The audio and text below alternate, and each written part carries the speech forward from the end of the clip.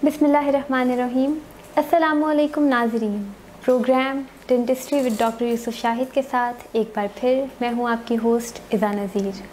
नाज़रीन, जैसा कि आप जानते हैं कि हम अपने प्रोग्राम में दांतों और उनकी बीमारियों के मुतालिक डिस्कशन करते हैं। आज का हमारा टॉपिक है डेंटल केरीज़, यानी दांतों में लगने वाला कीड़ा। हम अक्सर सुनते हैं कि लोगों के दांतों में कीड़ा लग जाता है और उनको शदीद दर्द होती है। तो नाज़रीन, क्या ये सच में दांतों में घूमने वाला एक कीड़ा है? आइए जानते हैं कि व्हाट इज़ डेंटल केरीज़, इसकी क्या कॉजेज़ हैं, इसको हम कैसे रोक सकते हैं और इसका ट्रीटमेंट क्या हो सकता है। इसके लिए हमारे साथ मौजूद हैं स्पेशलिस्ट डेंटल सर्जन जनाब डॉक्टर यूसुफ शाहिद साहब। जी अस्सलाम वालेकुम डॉक्टर साहब। वालेकुम अस्सलाम। तो डॉक्टर साहब, ये डेंटल केरीज़ क्या है? क्या ये सच में दांतों में घूमने वाला कोई कीड़ा है जो एक दांत से दूसरे दांत पे लग जाता है? बिस्मिल्लाहिर्रहमानिर्रहीम। डॉक्टर साहब, डेंटल केरीज़ हम इसे आम ज़ुबान में दांतों का कीड़ा कहते हैं जी। और आपको पता है कि असल में ये बैक्टीरिया होते हैं जी। जो दांतों के अंदर सुराख पैदा कर देते हैं। लेकिन उर्फ़ आम में क्योंकि ये जब बैक्टीरिया किसी जगह पे लगते हैं तो ये काले नज़र आते हैं, वो जगह काली सी हो जाती है, वहाँ डिपॉजिट्स आ जाते हैं, तो वो देखने में ब्लैक लगता है, इसलिए आमतौर पर समझा जाता है कि दांतों पर कीड़ा लग गया है।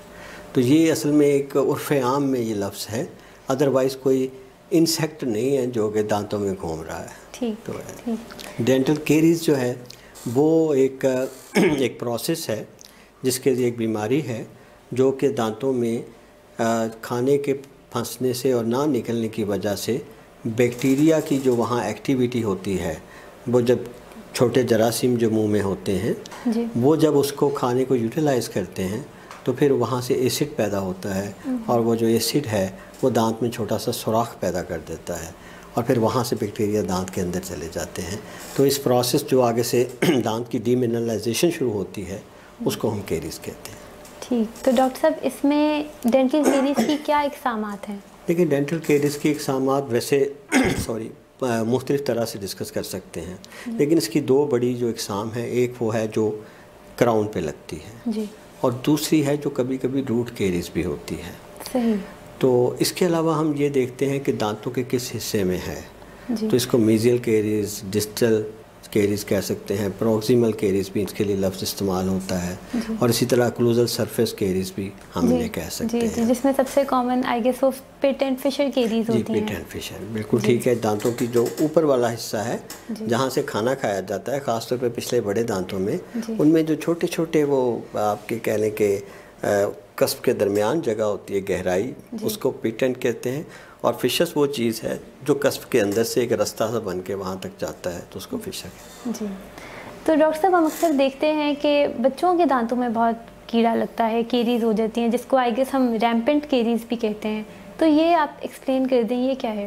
बिल्कुल, जो रैम्पेंट केरीज़ या या फीडर बॉटल केरीज़ भी कहते हैं, और ये बच्चों में बहुत आम है। ये आपने बड़ा इंपॉर्टेंट क्वेश्चन किया है, और अक्सर माँ बाप इस चीज़ से नावाकिफ़ हैं कि ये ज़्यादातर जो है बच्चों में फीडर बॉटल की वजह से लगता है। जो वो दूध पीते हैं तो वो जब रात को इसे दूध को मुंह में रख के सो जाते हैं, तो आपको पता है दूध में लैक्टोज है जो शुगर है, तो वो जब कूल करता है तो शुगर्स के साथ वहाँ जो बैक्टीरिया मौजूद होते हैं वो उसके साथ जो प्रोसेस करते हैं, एसिड पैदा होता है। और अक्सर देखा है कि बच्चों के ऊपर वाले 4 दांत और पीछे से ऊपर नीचे दोनों दांत जो हैं वो ख़राब होते हैं। तो ये ख़ास किस्म का एक डिज़ीज़ है जो बच्चों में बहुत ज़्यादा कॉमन है, और इसकी वजह जो है वो मुंह में फीडर रखना, बाज़ औक़ात ये होता है कि या मीठी या स्वीट चीज़ें खाना। तो इसमें ज़रूरी है कि बच्चों के दांतों की सफाई जो है वो माँ या बाप करें, और वो इस बात का ख्याल रखें कि जो भी फूड है, वो चाहे मिल्क है या कोई और चीज़ है, वो जमा ना होने पाए। जी। और फीडर तो छोड़ने का मेरे ख्याल में सारे डेंटिस्ट और सारे डॉक्टर्स कहते हैं। सही।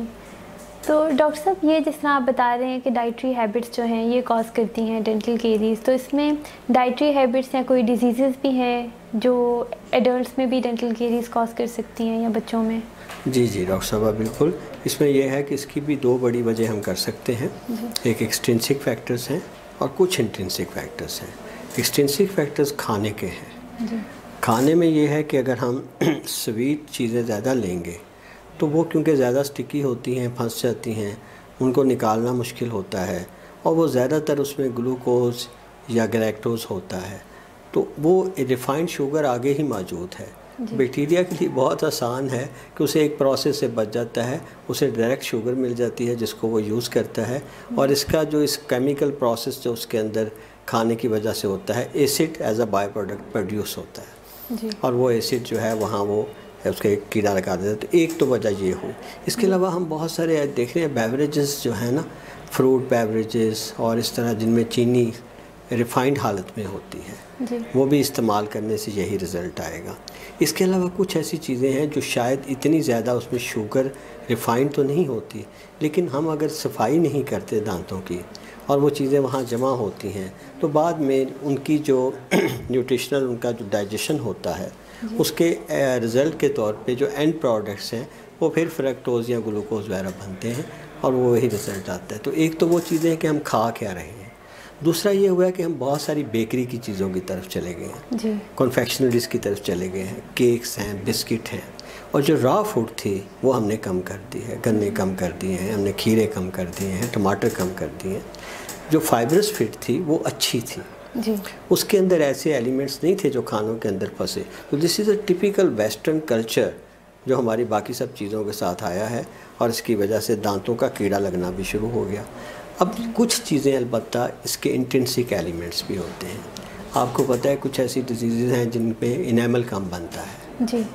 آپ کو انیمل ہائپوپلیزیا ہے, اور اس کے علاوہ جو ہے اس کا امپرفیکٹا جو ہے وہ بھی ایسی کنڈیشن ہے. تو ان دونوں کنڈیشن میں جب انیمل کم بنے گا تو آپ سمجھیں جو پروٹیکٹ کرنا ہے جس چیز نے دانت کو وہی نہیں ہے, تو ایسے دانتوں کو کیڑا جلدی لگتا ہے. تو یہ دو فیکٹر خاص طور پہ. کچھ میڈیسنز بھی ایسی ہیں جو ہم لیتے ہیں تو ان کا افیکٹ دانتوں پہ ہوتا ہے.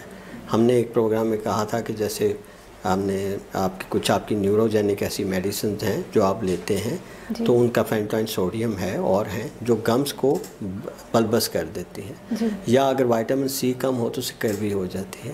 ایسی کنڈیشن میں پیشنٹ اپنی اورل ہائیجین صحیح مینٹین نہیں رکھتا, تو جب وہ برش استعمال نہیں کرے گا, کھانا پھنسے گا, تو result will be dental caries. تو یہ وہ بڑے بڑے فیکٹرز ہیں, لیکن ان سب چیزوں کو اگر اکٹھا کر دیں تو ایک کامن فیکٹر ہے کہ اورل ہائیجین جو ہے وہ نگلیکٹ ہوتے ہیں.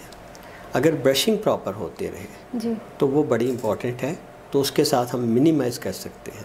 اس کے علاوہ اگر دانت ٹیڑھے ہوں تو آپ کو پتہ ہے کہ وہاں کھانا زیادہ پھنستا ہے, اوور کراؤڈنگ, اور اس کی وجہ سے بھی ڈینٹل کیریز ہو سکتی ہے. تو ڈاکٹر صاحب جس طرح آپ نے بھی میڈیسن کا بتایا, اکثر سنا ہے کہ جب انیشیلی کیریز ہو رہی ہوتی ہیں تو اینٹی بایوٹکس نہیں لیتے, تو اس کی کوئی خاص وجہ؟ اچھا, دس از ویری انٹرسٹنگ کہ بھئی اگر دس از کازڈ بائی بیکٹیریا تو پھر آپ اینٹی بایوٹک کیوں نہیں دیتے؟ اچھا, یہ بات ذہن میں رکھ لیں کہ اینٹی بایوٹک ہم ایسی جگہ پہ دیتے ہیں جہاں بلڈ سٹریم, بلڈ فلو جائے. انیمل جو دانت کا باہر والا حصہ ہے یہاں بلڈ نہیں آتا, اور آپ کو پتہ ہے ڈینٹین میں بھی تقریباً زیادہ تر حصے میں سوائے جو بہت پلپ کے قریب ہو تو ڈینٹین میں بھی. لہٰذا یہاں اگر میڈیسن دی بھی جائے گی تو وہ سسٹیمک فیکٹر سے یہاں تک نہیں پہنچے گی, تو اس لیے اس کی بدلے ایسی چیزیں دی جاتی ہیں جو لوکلی افیکٹیو ہے. And this is approachable. جب ٹاپیکل آپ کی چیزیں اپروچیبل ہوں تو وہ پھر اچھا ہوتا ہے. تو اس میں بعض اوقات اینٹی بایوٹک پھر بھی نہیں دیتے کیونکہ اس کے لیے پھر اینٹی سیپٹک ہیں, کلورہیکسیڈین ہے, فلورائڈ ہے, یہ وہ چیزیں ہیں جو کہ بیکٹیریا کو آسانی سے مار دیتی ہیں. ٹھیک.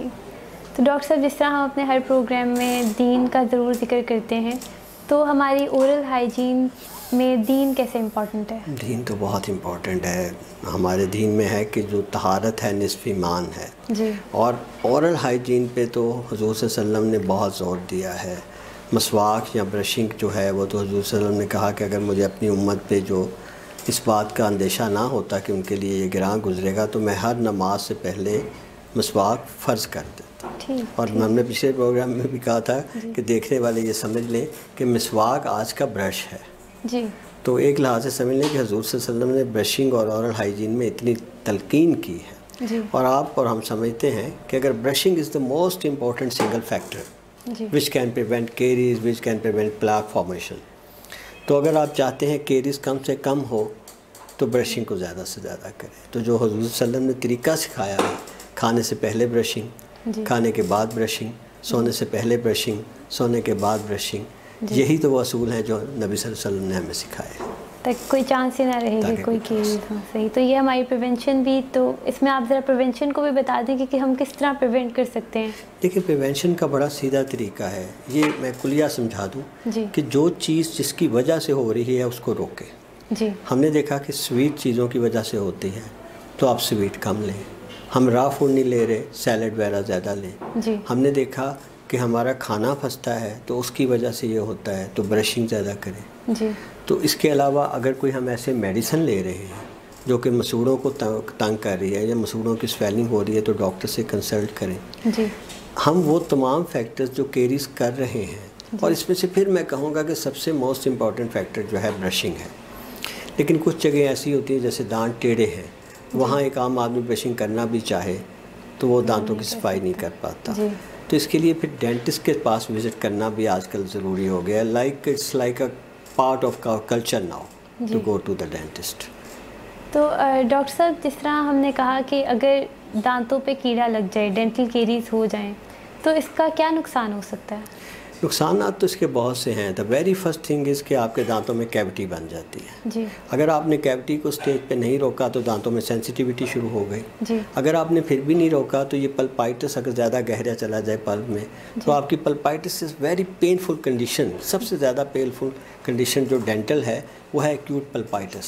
جی. پلپائٹس کی 2-3 ٹائپس ہیں. فوکل ہائپریمک پلپائٹس ہے، ایکیوٹ پلپائٹس ہے اور کرونک پلپائٹس ہے. جی. تو جو ہم درد کا شدت کا درد سنتے ہیں کہ جو سوسائڈل کہ آدمی کہتا ہے میں اپنے آپ کو مار لوں، وہ پلپائٹس ہے. اگر آپ کیڑا آپ کا بڑھتا جائے اس کا علاج نہ کروائیں تو پھر وہ اسٹیج پہ چلا جاتا ہے کہ آپ کو پلپائٹس ہو جاتا ہے اور رات کو آپ سو نہیں سکتے، آپ چین سے بیٹھ نہیں سکتے، کھانا کھا نہیں سکتے.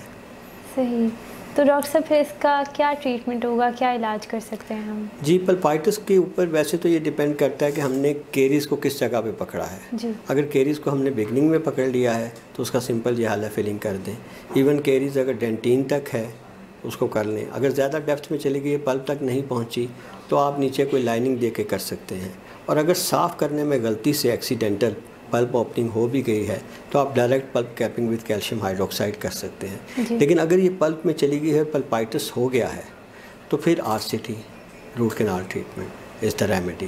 لیکن اگر یہاں سے بھی پیشنٹ نگلیکٹ کرے تو یہ پھر آپ کو پتہ ہے پیری ایپیکل ایپسس اور بعض کا سسٹ وغیرہ میں بھی بن جاتا ہے. لہٰذا اس کا جو ہے وہ علاج کروانا چاہیے فوری طور پر. ٹھیک. بہت شکریہ ڈاکٹر صاحب. اس کے ساتھ ہمارا پروگرام ہوتا ہے ختم. امید ہے آپ کو بہت کچھ سیکھنے کو ملا ہوگا اور مجھے تو بہت کچھ سیکھنے کو ملا. ڈینٹل کیریز کیا ہے، ہم کس طرح روک سکتے ہیں اس کو. تو اپنی قیمتی رائے کا اظہار کرنا مت بھولیے گا. اللہ حافظ.